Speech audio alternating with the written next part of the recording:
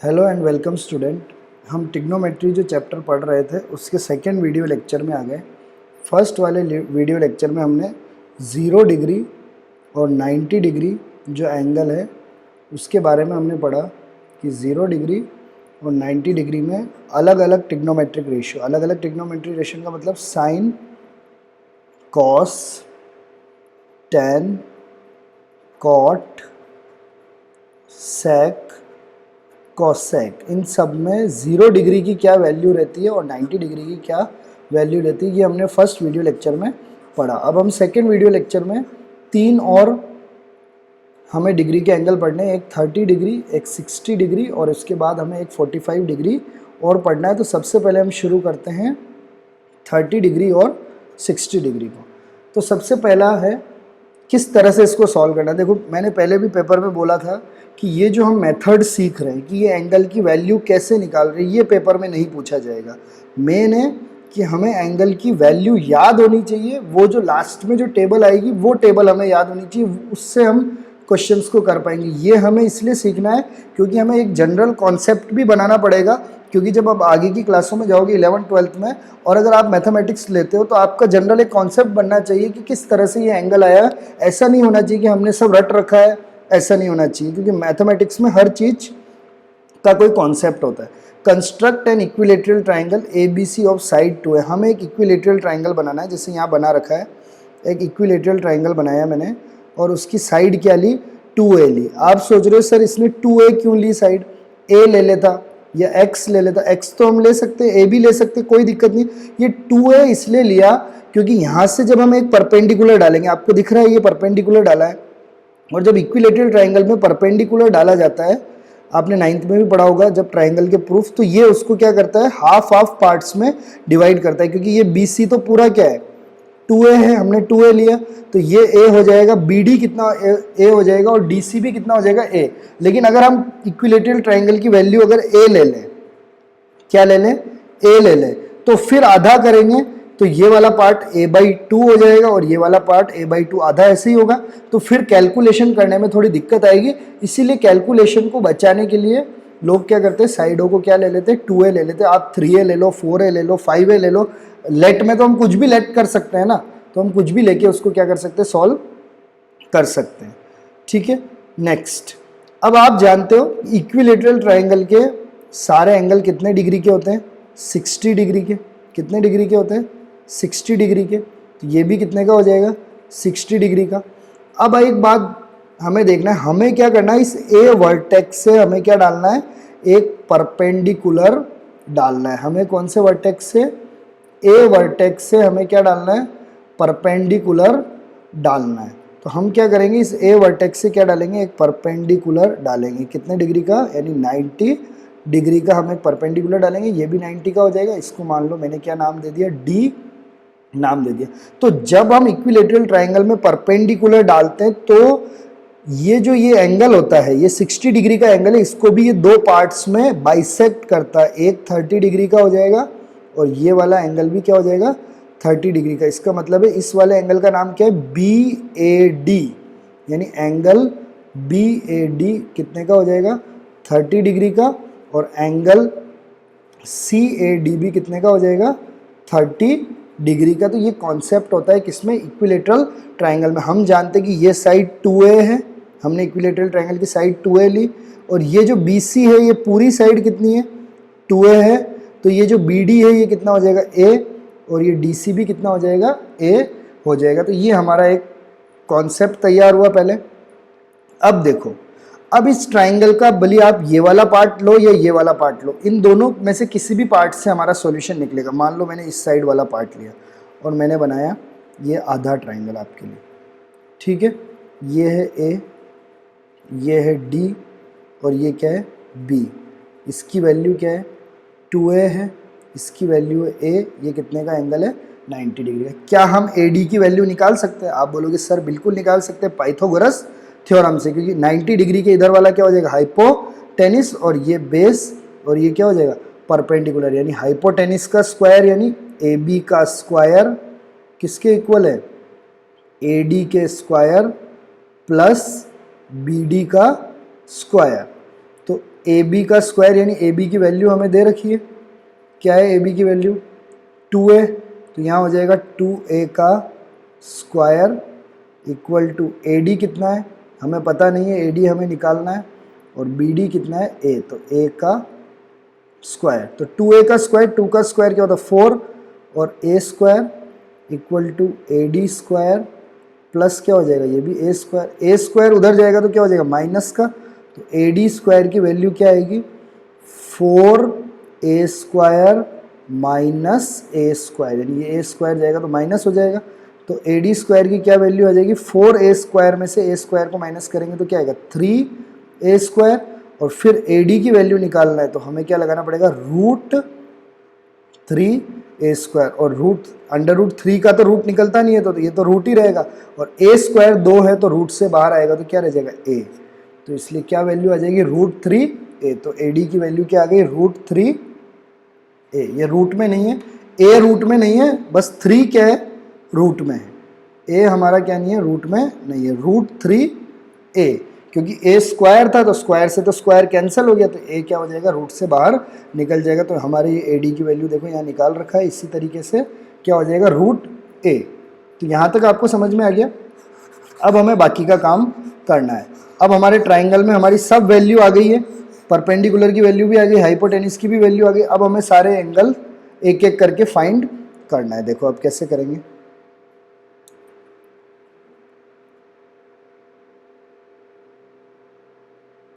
देखो हमने triangle solve कर लिया था, ये हमारा ट्राइंगल बन गया था, ये था ए, ये था डी, ये था बी, ये 2 है, ये ए है, और हमने सॉल्व कर दिया, ये क्या हो गया रूट 3a। ये था 90 डिग्री का एंगल, यहाँ पे था 60 का, और यहाँ पे है 30 का। ठीक है, अब सबसे पहले हम लोग क्या करेंगे 30 डिग्री का निकालते हैं। जब भी एंगल निकालते हैं आपको पता है कि एंगल के सामने वाला परपेंडिकुलर होता है। अगर 60 एंगल का आप निकाल रहे हो तो ये परपेंडिकुलर होगा, और 30 का निकाल रहे हो तो क्या होगा ये परपेंडिकुलर होगा, ये बेस होगा, और ये तो हमेशा क्या रहेगा हाइपोटेनिस ही रहेगा। आप जब 60 का निकालोगे तब वो परपेंडिकुलर हो जाएगा, और ये नीचे वाला क्या हो जाएगा बेस हो जाएगा। तो सबसे पहले हमें निकालना है, ये फॉर्मूला हमें याद होना चाहिए, मैंने बताया था, इससे सबका हमें पता लग जाता है। सबसे पहले हम निकाल रहे हैं साइन 30 डिग्री। तो साइन 30 डिग्री में क्या है परपेंडिकुलर अपॉन हाइपोटेनिस। परपेंडिकुलर क्या है बी डी, अपॉन हाइपोटेनिस क्या है ए बी। तो बी डी की वैल्यू क्या है ए, और ए बी की वैल्यू क्या है 2 है, तो ए से ए कैंसिल, क्या आंसर आ गया 1/2। देखो साइन का क्या आ गया 1/2। कॉस 30 की निकालनी है, तो cos 30 का क्या है बेस अपॉन हाइपोटेनिस। बेस क्या है AD, तो लिख दिया AD, हाइपोटेनिस क्या है AB, तो लिख दिया AB, तो हो गया रूट 3a, ये देखो रूट 3a अपॉन 2 है, तो क्या हो जाएगा रूट 3/2। आ गया आंसर। tan 30 की वैल्यू, tan का क्या है परपेंडिकुलर अपॉन बेस। परपेंडिकुलर कितना है BD, तो ये BD लिख दिया, और बेस कितना है AD, AD लिख दिया। फिर BD की वैल्यू है A, और AD की वैल्यू क्या है रूट 3, A से A कैंसिल 1/√3। ये 3 मेन वैल्यू होती है। बाकी देखो cos 30 की वैल्यू है cot 30 की है जो tan का उल्टा होती है। tan का उल्टा मतलब tan का रेसिप्रोकल। तो देखो tan की वैल्यू क्या है 1/√3, तो cot 30 की क्या हो जाएगी इसका रेसिप्रोकल। रेसिप्रोकल मतलब √3/1। देखो आ गया ना √3/1, क्योंकि आपने पिछली क्लास में फॉर्मूला पढ़ा होगा tan थीटा की वैल्यू क्या होती है 1/cot थीटा, यानी ये दोनों आपस में क्या होते हैं रेसिप्रोकल होते हैं। और cot थीटा की वैल्यू क्या होती है 1/tan थीटा, ये आपस में क्या होते हैं रेसिप्रोकल होते हैं। अब सेक होता है जो कोसेक का रेसिप्रोकल है। देखो कोसेक की वैल्यू क्या है √3/2, तो इसकी वैल्यू क्या हो जाएगी 2/√3। और कोसेक होता है जो साइन का उल्टा होता है। साइन का 1/2 है, तो कोसेक का क्या हो गया 2/1। 2/1 को हम क्या बोलते हैं 2 ही बोलते। तो इस तरह हम निकाल, नहीं तो आप इस फॉर्मूले से निकालोगे। कॉट का क्या होगा बेस अपॉन परपेंडिकुलर, सेक का क्या होगा हाइपोटेनिस अपॉन बेस, कोसेक का क्या होगा हाइपोटेनिस अपॉन परपेंडिकुलर। आप इस तरह भी क्या कर सकते हो उसको निकाल सकते हो। तो ये हमारा हो गया किसकी वैल्यू कितने डिग्री की, 30 डिग्री की। अब हम आते हैं किसमें, 60 डिग्री में। तो वही सेम डायग्राम, कोई चेंजेस नहीं है, देखो वही सेम डायग्राम हमारा, वही ट्राइंगल, यहाँ पे ए, यहाँ पे डी, यहाँ पे बी, ये 90 डिग्री का, हमें पता है ये 60 डिग्री का, ये कितने डिग्री का, 30 डिग्री का, ये है 2a, ये है a, और ये क्या है, √3a। अब 60 की वैल्यू निकालनी है, तो ये हो जाएगा परपेंडिकुलर, ये हो जाएगा बेस, और ये तो क्या रहेगा, हाइपोटेनिस। तो वही वापस फॉर्मूला, तो पहले साइन का परपेंडिकुलर अपॉन हाइपोटेनिस, परपेंडिकुलर यानी AD अपॉन AB, तो देखो AD अपॉन AB, तो AD की वैल्यू क्या है, a√3 या √3 है, 2a, a से a कैंसिल, क्या हो गया, √3/2।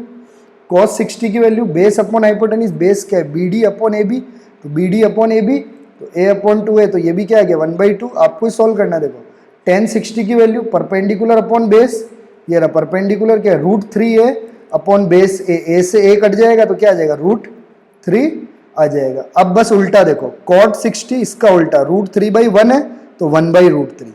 sec 60 किसका है, cos का उल्टा, cos का 1/2 है तो ये हो जाएगा 2/1। फिर cosec 60 साइन का उल्टा, साइन का क्या, √3/2 है तो ये हो जाएगा 2/√3। तो इस तरह हमने किसकी वैल्यू निकाल दी, 60 की भी वैल्यू निकाल दी। अब लास्ट आते हैं हम किसमें, tan 40 यानी trigonometric ratio of 45 degree angle. कितने डिग्री एंगल का निकालना है हमें, 45। इसके लिए भी हमें एक राइट एंगल ट्राइंगल बनाना पड़ेगा। सेम काम है, देखो बच्चों कोई दिक्कत नहीं है, हमें राइट एंगल ट्राइंगल बनाना है। आप कुछ भी नाम ले लो, अगर इनकी तरह नाम लेना है तो ABC ले लो, ठीक है। और एक एंगल कितने का, 90 का फिक्स है, और अब 45 का निकालना है, तो ये किसका हो जाएगा, 45 का, तो ये तो अपने आप ही किसका हो जाएगा, 45 का, क्योंकि तीनों एंगल का सम कितना होता है 180, तो 90 45, तो ये भी कितना हो जाएगा 45। अब आपको पता है कि अगर किसी भी ट्राइंगल के दो एंगल अगर सेम हो जाए, क्या हो जाए, किसी भी ट्राइंगल के अगर दो एंगल क्या हो जाए, सेम हो जाए, तो वो कौन सा ट्राइंगल होता है, आइसोस्केलस ट्राइंगल। कौन सा ट्राइंगल होता है, आइसोस्केलस। तो इस वाले ट्राइंगल में एंगल A किसके इक्वल हो रहा है, एंगल C के, तो इसका मतलब है इनके आमने सामने वाली साइडें भी क्या होगी, इक्वल होगी। यानी एंगल A के सामने वाली साइड BC और एंगल C के सामने वाली साइड क्या AB, तो AB किसके इक्वल हो जाएगा, BC के इक्वल होगा। इसका मतलब है ये दोनों साइडें अपने आप क्या हो जाएगी, इक्वल हो जाएगी। और ये दोनों साइडें इक्वल होगी तो हमने इसको क्या मान लिया, इसको A मान लिया, और इसको भी क्या मान लिया, A मान लिया। और इन दोनों को A माना, और हमने अब पाइथागोरस थ्योरम लगा दिया, क्योंकि राइट एंगल ट्राइंगल है तो हाइपोटेनिस यानी AC का स्क्वायर इक्वल टू क्या हो जाएगा, AB का स्क्वायर प्लस क्या हो जाएगा, BC का स्क्वायर। तो AB का स्क्वायर क्या A, तो A का स्क्वायर प्लस BC का स्क्वायर भी क्या A, तो A का स्क्वायर। तो क्या हो जाएगा, A square plus A square, तो कितना आ जाएगा 2A स्क्वायर। तो AC स्क्वायर इक्वल टू क्या आ गया, 2A स्क्वायर। तो AC इक्वल टू क्या हो गया, √2A स्क्वायर। तो 2 का तो रूट निकलता नहीं है, तो √2 ही रह जाएगा, और A क्या आ जाएगा, बाहर आ जाएगा। तो इसका मतलब ये AC की वैल्यू क्या हो जाएगी, √2, और A क्या है, √2 से बाहर। तो ये हमारा बन गया ट्राइंगल। अब हमें बस एक एक वैल्यू निकालनी है, सिंपल काम। हमारा ट्राइंगल अब तैयार हो गया। जैसे ये था हमारा ट्राइंगल, ये है A, ये है B, ये है C, ये कितने का 90 का, ये हमारा कितने का 45 का, तो ये भी कितने का था 45 का। तो दो साइडें इक्वल हो गई, तो ये हमने A ले लिया, ये हमने A ले लिया, और ये पाइथागोरस थ्योरम से क्या आ गया, √2A। अब हमें 45 एंगल निकालना है, तो हम इधर से भी निकाल सकते हैं, इधर से भी। अगर इधर से निकालोगे तो ये परपेंडिकुलर हो जाएगा, ये क्या हो जाएगा, बेस हो जाएगा, और ये क्या हो जाएगा, हाइपोटेनिस। अब आपको एक एक की वैल्यू निकालनी है, ये फॉर्मूला है ठीक है। तो परपेंडिकुलर अपॉन हाइपोटेनिस, तो साइन की वैल्यू हो जाएगी, देखो BC अपॉन AC, तो देखो लिख रखा है BC अपॉन AC, तो A अपॉन ये क्या है, √2 है, तो A से A कैंसिल, तो क्या आ गया 1/√2। cos 45 की वैल्यू हो जाएगी क्या, बेस अपॉन हाइपोटेनिस यानी AB अपॉन AC, तो AB अपॉन AC, तो A अपॉन √2 है, तो वापिस A से A कैंसिल, क्या आ गया 1/√2। tan 45 की वैल्यू होगी, देखो perpendicular upon base, perpendicular upon base यानी A upon A, perpendicular upon base यानी BC अपॉन AB, तो A अपॉन A से A कैंसिल 1। तो अब cot 45 की वैल्यू यानी tan का उल्टा, tan का उल्टा है तो tan की वैल्यू तो 1 है, 1 का उल्टा क्या होता है, 1 ही होता है। और sec की वैल्यू यानी cos 45 का उल्टा 1/√2 का उल्टा क्या हो जाएगा, √2, √2/1 होगा यानी √2। और साइन कोसेक का भी क्या हो जाएगा, √2/1 यानी √2। तो इस तरह से 45 की भी हमने सारी वैल्यू निकाल दी। अब हम आ गए फाइनल टेबल। ये टेबल आपको याद होनी चाहिए, उसके बाद आप सारे क्वेश्चंस को क्या कर सकते हो, सॉल्व कर सकते हो। ये टेबल आपका इस चैप्टर का मेन है, और ये टेबल एक बार कंप्लीट हो गई उसके बाद तो अगले 2 वीडियो में हमारे एक ही एक्सरसाइज है चैप्टर में, अगले 2 वीडियो में हम उसको पूरे चैप्टर को क्या कर देंगे, कंप्लीट कर देंगे। तो सबसे पहला 0 डिग्री है, फिर 30 डिग्री। अब 30 डिग्री को क्या लिखते हैं, π/6 भी लिखते हैं। क्या लिखते हैं, π/6। यानी आपने जब पहले 13 चैप्टर पढ़ा होगा पिछले साल, उसमें सेक्साडेसिमल सिस्टम, सेंटेसिमल सिस्टम पढ़ा था, उसमें पाई की वैल्यू क्या होती है, 180। 180/6, 6 से काटेंगे तो 6 3 जा 18 और ये 0 30 डिग्री, तो बन गया ना 30 डिग्री। वैसे 45 का क्या होता है, π/4 यानी 180/4, 4 की टेबल से काटेंगे, 4 4 जा 16, 2 से 20, 5 45। भले आपको ये वैल्यू याद नहीं हो तो भी कोई दिक्कत नहीं, आपको तो 0 डिग्री, 30 डिग्री, 45 डिग्री, 60 डिग्री और 90 डिग्री पे आपको कॉन्सेंट्रेट करना। π/3 यानी 180/3, 3 से काटेंगे तो कितना आ जाएगा, 60 डिग्री। फिर π/2 90 डिग्री का, तो 180/2, तो इसको काटेंगे तो कितना आ जाएगा, 90 डिग्री। अब आपको इसमें मैं बोल रहा हूँ कि आपको पहली लाइन याद होनी है। फर्स्ट लाइन याद हो गई तो बाकी सब आपका कंप्लीट है। कैसे, देखो साइन 0 डिग्री की वैल्यू 0, ये सब हमने पहले निकाल रखा है। साइन 30 डिग्री की वैल्यू 1/2, 45 डिग्री की वैल्यू 1/√2, 60 डिग्री की वैल्यू √3/2 और 90 डिग्री की वैल्यू क्या है, 1। ये सारी वैल्यू हमने ऊपर जब सॉल्यूशन किया सब निकाला। अब कॉस में क्या करना है, आपको इसका उल्टा लिखना है, यानी यहां से शुरू करना है। 90 की वैल्यू 0, 60 की वैल्यू देखो 1/2, फिर ये दोनों सेम ही रहेंगे, फिर ये √3/2 और ये क्या हो जाएगा, 1। यानी बस आपको रिवर्स में लिखना है, जो आपने साइन में लिखा उसको क्या करना है, रिवर्स में लिखना है। यानी ये 0 है तो ये लास्ट में चला जाएगा, 1/2 है तो इधर चला जाएगा, फिर ये सेम ही रहेगा, ये इधर जाएगा, और ये 1 है तो इधर आ जाएगा। अब 10 सिंपल होता है। देखो अगर आपने पिछली क्लास में 10 का फॉर्मूला पढ़ा तो 10 होता है sine theta upon cos theta. 10 का क्या होता है फॉर्मूला, साइन थीटा अपॉन क्या होता है, कॉस थीटा। यानी साइन और कॉस को डिवाइड करना है, यानी ये दोनों वैल्यू आ गई, इसके बीच में डिवाइड लगा दो, यानी अपॉन 0/1, तो 0 को 1 से डिवाइड करेंगे तो 0 ही आएगा, तो 0। फिर इसको डिवाइड करेंगे 1/2 को किससे डिवाइड करेंगे, √3/2 से। देखो 1/2 किससे डिवाइड करना है, √3/2 से, तो 1/2 डिवाइड तो हो जाएगा इंटू, तो क्या हो जाएगा 2/√3, 2 से 2 कैंसिल, क्या आ गया 1/√3, तो आ गया ना 1/√3।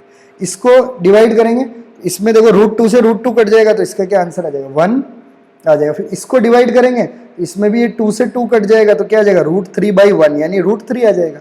और इसमें करेंगे तो 1/0। अब आपको ये पता होना चाहिए कभी भी 0 नीचे नहीं आ सकता, क्योंकि हम किसी को भी 0 से डिवाइड नहीं कर सकते, और जब भी 0 नीचे आएगा तो वैल्यू क्या होगी, इनफाइनाइट। इनफाइनाइट का मतलब अनंत होगी। तो हम इस तरह से किसकी वैल्यू निकाल सकते हैं, 10 की वैल्यू निकाल सकते हैं। अब कॉट क्या होता है, 10 का उल्टा।